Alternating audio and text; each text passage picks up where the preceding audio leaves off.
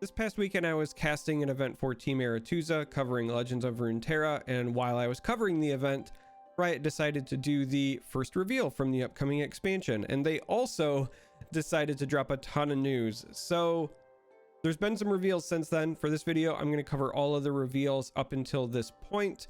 I want to talk about the cards, my thoughts on them, but I also have to begin by saying that the news Riot released is honestly what I'm most excited about. It's no secret.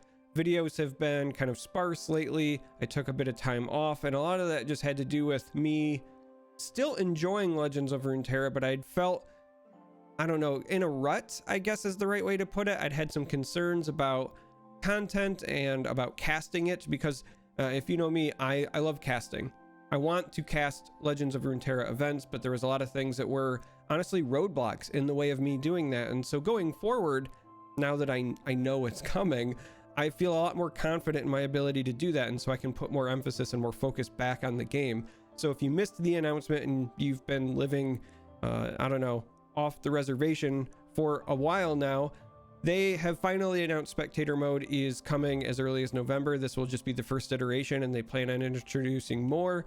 They're also going to be doing these kind of seasonal in-client tournaments. They plan on eventually outlining what I think they were calling Path to Pro, but essentially more competitive support overall, and just a ton of good news. So again, for me, somebody who wants to cast the game, it was exactly what I needed to hear. Now, again, they also did some reveals, so we're going to dive right in, and we're going to talk about the first reveal that came with that video, and that was Vaults of Helia. Vaults of Helia was revealed because it is one of the new card types. It is a landmark. So landmarks are something that still take up a slot on the board. They have a cost, but they cannot attack or be attacked. Now, they did say in that video that some of the existing older cards might be reworked to also target landmarks, and you're going to see later in some of the reveals some new cards will also target landmarks. So I don't think this is going to be a case where they're very polarizing the way that supports were in the Elder Scrolls Legends, but speaking of the Elder Scrolls Legends, if this card looks familiar, it should, because it's almost essentially altar. So Vaults of Helia here is a 5-cost landmark that says at round start, kill your most expensive ally to summon an ally from your deck that costs 1 more. Now, this obviously reads very similar to altar, but there are some things to consider. One, you don't get to directly choose like you could with altar, so this is always going to take your most expensive ally. You also need to build your deck with this in mind, because it's always going to pick the most expensive, and so you don't want any interruptions in your curve, really. This is still a 5-cost kind of do nothing, if you will, and again, if you're coming from the Elder Scrolls Legends, you know the kind of tempo disadvantage that playing supports used to sometimes create. They had to offset it. This is one that does not provide immediate value. It's a round start, so you could play this and get nothing for it. And depending on how cost efficient some of the removal is, there's a chance you could play this and have it be blown up. And so this very well could end up being a risk reward kind of card, but there are some amazing plays with stuff like this. I mean, the most obvious one that you think of, this is a Shadow Isles card, is something like Anivia into Rekindler. So if Anivia is your most expensive card, round start, you nuke Anivia, you get Rekindler, you get your Anivia back, so on and so forth. So this has a lot of potential. I think this will be a very fun build around card. Whether or not this is competitive viable is, in my opinion, going to depend largely on what kind of landmark interaction we have. So again, if this is going to prove to be very cost effective to destroy, or if it's going to be easy to remove, if it's going to be the sort of thing where you don't get, if I'm being honest, multiple triggers out of it, then it might not end up being viable. But if you can keep this around, if you can build your deck around this card in a meaningful way, I mean, we kind of know what kind of value engines altar used to bring in Elder Scrolls Legends, and this is right up that alley. So this is the first card that was revealed, but as I said before, we've had multiple reveals, and the next set was very Bilgewater centric. There was one card that was not from Bilgewater, and the graphic I'm putting up is one that was created by my buddy Cosmic. So shout out to Cosmic. He's another content creator, but also another Michigander. He lives like an hour from me. So right out of the gate, we have Krusty Kadger. This is a 1 cost 2/4 with a play effect of deal 2 to me. Now, I'm just going to jump ahead. There's also Boxtopus here. This is a 2 cost 3/4 with Challenger that on play you deal 3 to me. I really like these cards for a couple of reasons, but specifically I like them because these really help Swain. These are great cards. When you look at them just stat wise, you're really getting 1 for a 2/2 in the Kadger. You're getting a 3/1 Challenger in the Boxtopus, but you're also getting free Swain progress for leveling them up. And that's fantastic in my opinion. Now, the other nice things about these cards that I think might be missed like right out of the gate is that, one, if you have any other cards in your deck that allow you to re-summon cards, the damage to them is on play. So if you have like Mist's Call, for example, Mist's Call bringing back Boxtopus would get you the 3/4 version. If we see other stuff that is in line with Mist's Call or other just summon a unit effects, then suddenly these cards go up in value. And I mentioned that because the first card that we had just looked at, that Landmark, is in fact going to be summoning the cards from your deck, and you won't get the play effects, but you will get the summon effects. So these cards come into play with their increased stat line from the vault. Now, the other reason I want to kind of highlight these cards is because there are some popular cards that have been floating around, specifically with Targon now, the healing card, for example, that is most often used on your Nexus, but can be used on units. And the increased max health of these actually makes that a viable combat trick early on, where it is not viable early on for many other 1 and 2 and 3 drops. What I mean by that is that if you play Krusty Kadger on turn 1 and it's a 2/2, and then it goes to run itself into another 2/2, normally the 2 health is the maximum health. So you can't heal your 2/2 and have it survive, but you can do that with Krusty Kadger. You can do that with Boxtopus. So again, depending on what kind of healing tools we get in the next set, along with some of the existing ones that are already seeing play, there is potential there as well.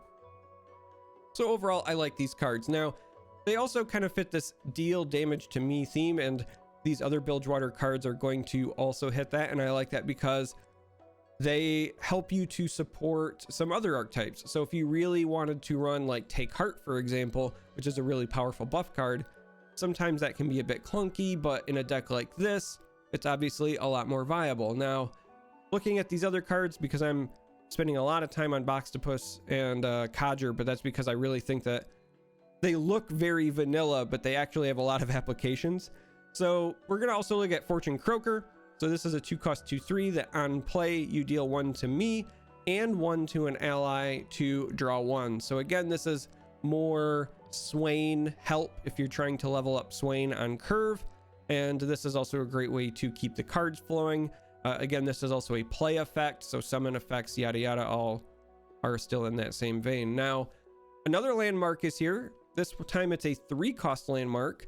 It's the Slaughter Docks. On round start, you toss 1, and if you are deep, you destroy me to summon a random sea monster. So this is clearly a support card for deep decks for Nautilus, but I could see some crazy potential interactions where you include this in maybe non-Nautilus decks for just the value that it creates. Like if you're a late game deck, or you're a deck that for whatever reason churns through a large portion of your deck, paying 3 for a random sea monster is almost always going to be a net value in terms of, you know, resources spent and the outcome. Yeah, you don't get to choose it, but that's usually, especially when you're deep, because they're all going to have those big bonuses, going to be a big body for a low cost. So this is an interesting card for sure.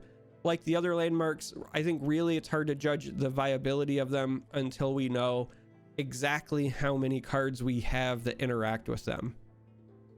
Also revealed from this batch was Lounging Lizard. This is a 3 cost 3/5 elusive, and it says on round start you deal 2 to me. So this card again helps Swain with the damage to you, but also if you're playing this on curve when you're attacking, so if you're attacking on the odds, this is just straight up a 3-5 in combat.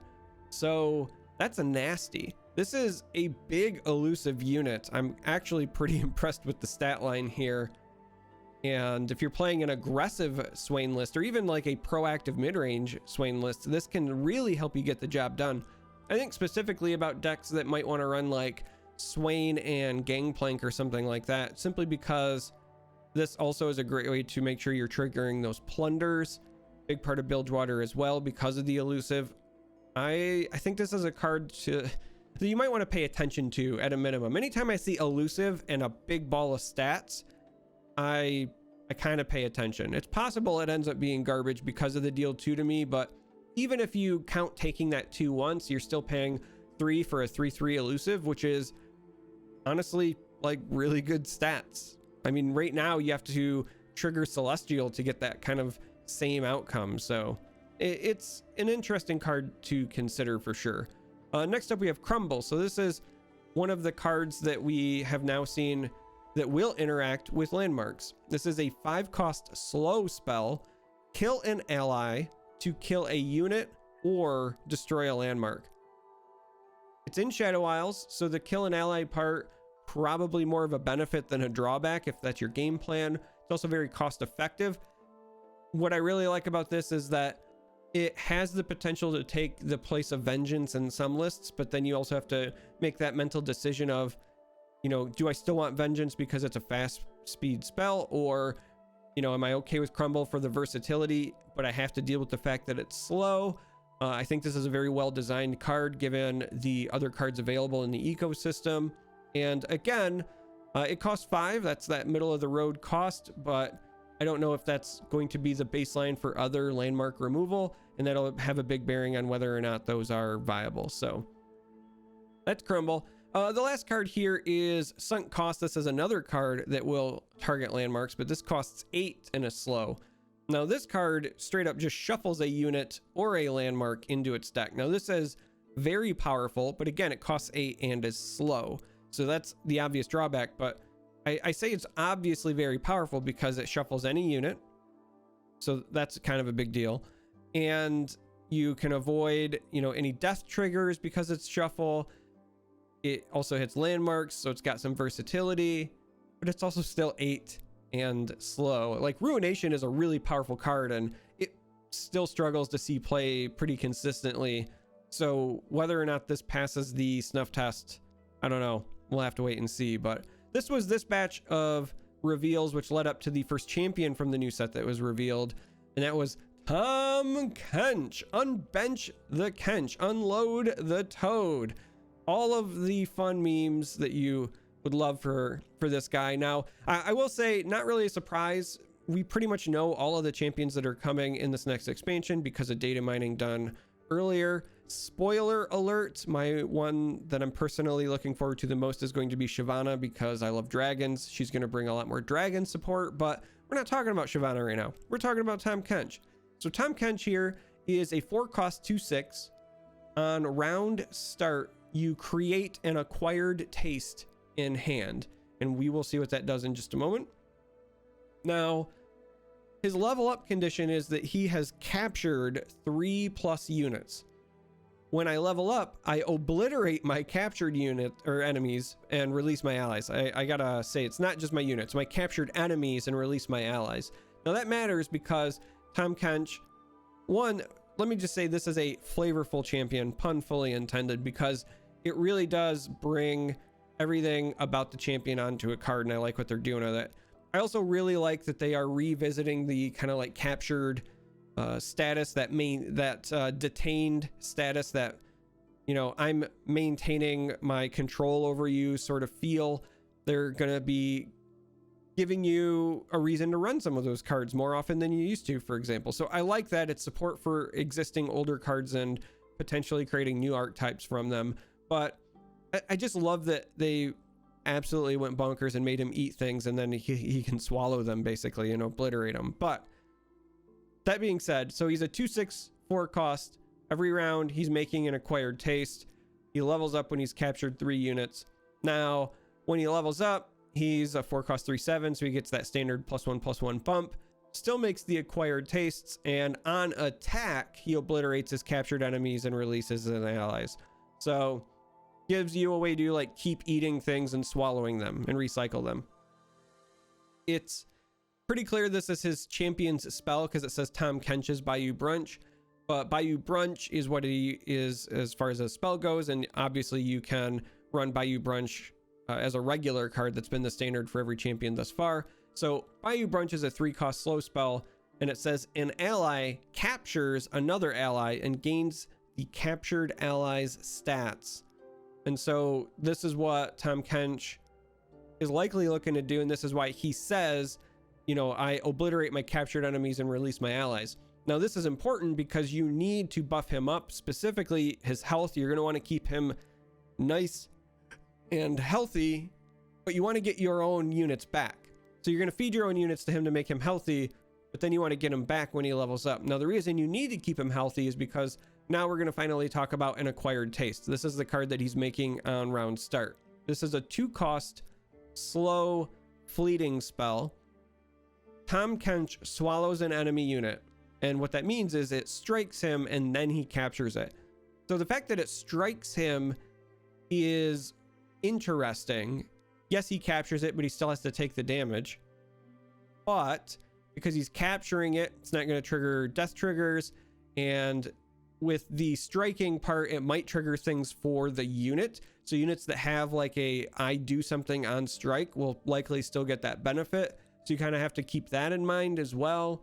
Again, he's a 4-cost unit with 6 health, and that's a lot of health, but that's not an unkillable unit, especially when he has to take damage to eat things. And that's why I think Bayou Brunch ends up being so important if you are trying to run Tahm Kench. Ultimately, I don't know how I feel about him. I love the memes. I love the flavor. Flavor-wise, he's a 10 out of 10 for me. But the 2/6 stat line worries me a little bit because it's a slow spell that requires mana investment for him to be eating things with an acquired taste, and he has to take the damage, and then he has to, you know, survive long enough to capture 3 things just to level up. And so that's a bit of a struggle. And then because his power is so small, he's always going to be vulnerable to something like Culling Strike, for example. So yeah, he's got a big healthy stat line, but he's not unkillable by any means, and he's not even kind of close to unkillable unless you are making a concerted effort to keep him alive. And I feel like, so again, I could be entirely wrong, but my gut reaction is all of the stuff you're going to have to put into supporting keeping him alive means you're probably not doing enough else to keep winning the game. It almost feels like that Fiora trap, where Fiora's a great card, and if you use her and she sometimes wins you the game, that's great. But if you're trying to build a true like Fiora combo deck, you put so much investment into her that sometimes you go a bit overboard, your hands get clunky, so on and so forth. And Tahm Kench has the potential to be that kind of trap, at least based on what we see. Now, it's entirely possible there ends up being even more support for, you know, capturing units, and that could bring a lot more to the table. But just based on these reveals, he's very, very cool, but a bit worrisome in terms of like competitive viability. And I'm struggling to think of an archetype, at least that exists right now today, where I would say like, yes, I also want to throw Tahm Kench into it. Even more so because he's in Bilgewater. Like, eating things and having like a lot of self-buffed creatures just doesn't feel very Bilgewater. Now, obviously, you could throw him in a Bilgewater and Targon, or a Bilgewater and Freljord, or whatever, and that makes sense. Like, a fun deck buffing, you know, deck where you're trying to support your way to the top, where it's like Tahm Kench and Braum, I think could be meme-tastic. But when I'm talking about like competitive viability, I don't know. So looking at the other 2 cards that were revealed with Tahm Kench, you have Wise Fry and Shakedown. Wise Fry is a 6-cost 3/8 unit. It is vulnerable, but it has Overwhelm, and on play, you deal 1 to all other allies, and then you grant me +1/+0 for each of them. So this is more of that, you know, self-damaging tool set that we saw with the previous release, again potentially helping cards like Swain. This also potentially helps Crimson units. This potentially helps, again, like the Braum stuff. So more support for that. It's a big stat line. You love the Overwhelm, but it is also vulnerable. So I don't know. This could be a nice finisher in the right deck because it reminds me a bit of Crowd Favorite. Crowd Favorite doesn't damage your own units though, and it's not vulnerable, but Crowd Favorite is easier to punish with a card like Hush. At least this, if it gets hushed or silenced long term with something like Purify, you still end up with the 3/8, whereas Crowd Favorite is much smaller, but this does still have a potential drawback to it as well. Shakedown is a 1-cost burst spell. You deal 2 to an ally to grant 2 enemies vulnerable. Again, potentially helping you out with the Swain thing. I actually kind of like this. It might prove to be unplayable, but in the right decks, this could be kind of bonkers. I think about stuff like, you know, Trundle or Braum again, where you've got these regen units that are fine with taking the damage, and then being able at burst speed for 1 mana to make your units crash into not 1 but 2 enemies of choice on the opposing side. 2 units getting vulnerable is just very powerful, and I feel like that the deal 2 to an ally is not as big of a drawback as it sounds. And again, it just depends on the deck. Like, you combine this with Shadow Isles, this could be the card that, you know, kills one of your own units, but then in doing so also levels up your Callista. Like, I think about the old Value Plank deck I used to play that was Gangplank Callista, and this would fit in there just fine as well. So I feel like this is a card that I'm going to end up experimenting with for sure. And the most recent reveals, the most recent bunch, was a series of cards from Freljord and Targon. So we're going to throw that graphic up. These are all, I think, potentially powerful. I think that one in particular, and again, it's the landmark, is going to depend on the availability of landmark removal. I know I'm beating that horse to death, but all of these really kind of made me raise my eyebrows. So right out of the gate, we have Crystal Ibex. This is a 4-cost 4/4 that on play you grant an ally Overwhelm. I really like this card. A 4/4 for 4 is, you know, not the best stats, but it's certainly reasonable. But Overwhelm is such a powerful keyword. Like, it can be a bunker buster in certain matchups. And because this is in Targon already, where you've got some really good Daybreak cards, or, you know, if you wanted to use this as like a mid-range, I help stall a little bit card, but then late game it lets, you know, my Aurelian Soul run over somebody, like, that's entirely fine, because this is Grant. This is like not until end of turn. This is Grant and ally Overwhelm, and that's a great way to start forcing a lot of damage through. So it's entirely possible this card ends up not being good enough, but this, there are so many decks that I've played where I've thought to myself, man, if I could just give this unit Overwhelm or Elusive, like, those are the big 2 in my mind, and this is a great way to do it. I mean, you get a 4/4 and you potentially get to push for lethal, or at least really start getting that pressure on your opponent. I like the card. Next up, Sneaky Zeebles. So this is a 5-cost 3/3, but it has Elusive, and it has on play stun enemies with 2 or less power. Now, this, obviously, the first thing I thought was like, okay, you know, I've already tried playing the Leona Yasuo list, right? Like that Targon with Yasuo, you get more stuns. This is another tool in that toolbox. Every time I want to make Yasuo work, I try, and it ends up being about 50-50 as far as win rate goes, but this is another great tool, and you have a lot of fun with it. But the real reason that this kind of made me stand up and take notice is because there's not a lot of elusive units that have 3 or more power. Now, we're getting more with this expansion, but there's not a lot as is. And so this has the potential to be one of those cards where you play it and then you get to swing with it for 3 because it's elusive, and you stunned any potential blockers. Like, this has the potential to be a very good, like, mid-rangey aggressive card where you're really just trying to push that final bit. It's in Targon where you get a lot of buffs. You can protect it with Bastion. You can, you know, buff it. It's interesting, right? It's going to stun Spray Fins. It's going to stun all those other elusive cards that you would potentially be worried about. So is it good enough? I don't know. Probably not. But it's at least the sort of thing where I was like, okay, I see potential for it, right? I see a home for it.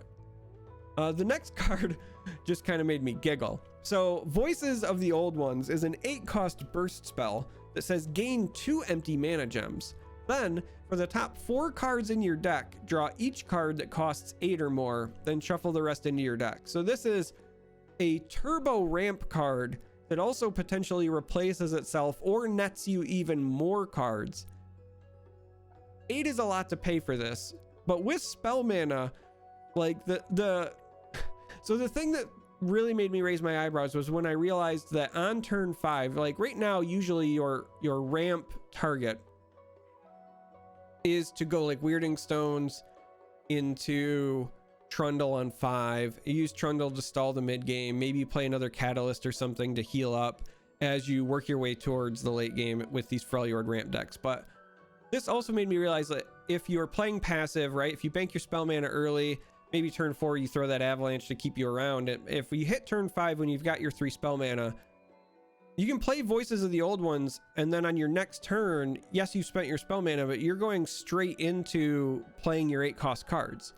So it's not only that this draws you 8-cost cards, but even with like spell mana saved, this gets you right into always being able to play your 8-cost cards. That's huge. That's a big burst. Now, there's obvious drawbacks to this card, right? Like, you never want to have multiples of these in your hand in all likelihood. I do like that it does the draw effect, so it's not completely dead at times. But there's also ways to offset that, right? Where if you're running Freljord and Targon, for example, then you can use Seer to discard the additional versions of this that you draw. There's ways around it. I really like this card. I think that it is at least going to be considered in ramp decks, even if it ends up just being like a one of. The ability for this to high roll into winning games and the ability for this to punish decks that do not put tempo on you early is huge. I mean, we've seen it in the Elder Scrolls Legends, right? You've got your hyper aggressive decks, you've got your mid-range decks that can still be proactive, but in the history of Elder Scrolls Legends, the greediest control decks that could survive the initial wave of aggression were always your apex predators, whether it was Ramp Scout or, you know, when it ended up being Nixox decks or whatever, whichever decks could turbo ramp into ridiculousness were the apex predators. And I think that this might end up having a place in at least one of those lists. Now, the last card is potentially the most controversial one that they have revealed thus far. This is Howling Abyss. This is a 7-cost landmark that is supposed to remind you of ARAM, all random, all mid, if you've played League of Legends. This says on round start, create in hand a random level 2 champion that's not in your hand, deck, or play. So I like that they were very specific on the pool it's drawing from, but it's still a relatively large pool. So when you're deck building this, you could actually throw champions in your deck. It's going to sound really weird, right? You could run 6 different champions if you're trying to maximize Howling Abyss drawing you a champion outside of the regions you're running. So just hypothetically, I'm not saying this would be the list you'd build it, right? But like if you run Freljord and Piltover and Zon, but you're also, for whatever reason, trying to always pull a Fiora for your combo, then you could run 6 different champions to just increase the chances that's what you're running into. But all jokes aside, and you know, jokes about RNG and randomness, because I know it's going to frustrate people, there is, in my opinion, quite the drawback here. So you are spending 7 to do something that has no immediate impact. So you're spending 7, it takes up a board slot, you can't attack with it, you can't block with it, and you're not getting a card until round start. And then when you do get the card, yes, it's likely a powerful card, but then you still have to pay for said card. And then on top of that, when you think about champions, many of the champions in this game, while they are very powerful cards and getting a leveled up version is usually even better, there are some champions whose entire purpose is in their level up. So not the level 2, but in the level up. So Maokai is a great example. Maokai milling your deck occurs when he levels up, not like whenever you play the level 2 version. So because it's auto level 2 Maokai, like you just get Maokai. And he's not a bad card, but if I want to pay 7 and take a turn off and then draw level 2 Maokai and then manually play him, I'm like not really excited with that investment, if that makes sense. And so there's a lot of potential misses here. You know, you could pull that annoying Teemo that's not really helping you, and you can pull Maokai who's already leveled up. Nautilus, you get a lot of stats if you play him, but you're not, you know, shuffling units back into your deck, obviously. And even still, like, you might have stuff built for it. Or, you know, there's a lot of champions that also do require you to kind of build around them. So getting like a level 2 Shen is nice. He's certainly a powerful card and he's got some cool things, but you know, if you don't have a lot of other great ways to take advantage of the barriers, again, when you look at the investment of like, I paid 7, I waited a turn, and then I played Shen, and then I attacked. I don't know. Is that enough? And then you have to say to yourself, how many do I have to create and play for this investment to be worth it? And then after that, assess, okay, what's the likelihood this survives for multiple turns? What's the likelihood this survives even one turn for me to get to that round start state? Again, really hard to judge until we see all of the cards that can interact with landmarks, but that's my initial thought, is that this looks, at first glance, when you first see this, you go, oh man, I do not want to deal with this. But I suspect and I hope the reality is much less dark. Because yes, getting level 2 champions is a very powerful thing, and getting one every turn is certainly powerful, but you still have to invest mana in them. You still have to spend 7 on nothing. They still can potentially blow it up. So yeah, now it is entirely possible this card ends up being a crazy late game control tool, but I guess I have faith in the Riot devs that even if that ends up being pervasive, then they would rein it in. I don't think Riot wants their game to be a bunch of control mirrors where this is your real win condition and it just comes down to which player got the better champions from it. You know, we've already seen some games do that. You know, Hearthstone with their warrior hero, and then it super stalls, and it depends on, you know, what your hero power rolls, and then on top of that you got, you know, cards that reset your deck to, you know, 2 copies of 5 cards that you discover or whatever, and then it comes down to, well, who had the better discoveries. And you know, though those games frustrated me when I played Hearthstone, because I hated that my games were decided with cards that weren't in my deck or in my opponent's deck. And ultimately, if this ends up being too powerful, I have the faith in Riot to rein it in, because I think they want the same experience. They want you to live your fantasy of, I build a deck around these champions and or this, you know, archetype, and then I do that. And this card, while it's cheeky and it's fun and it's certainly very flavorful, again, if you're a fan of Aram, I don't think they want this to be like a pervasive win condition, because it's going to be very annoying very quickly if games are not only just being decided by cards that are not in my deck, but not in my deck or my opponent's deck. And if we're then playing against each other with Howling Abyss mirror matches, yeah, I think you can see where that's going. So anyway, that's it up until this point. So if you made it this far, listen to all of my rambling, I appreciate it. Thank you. Looking forward to covering the reveals up until the expansion.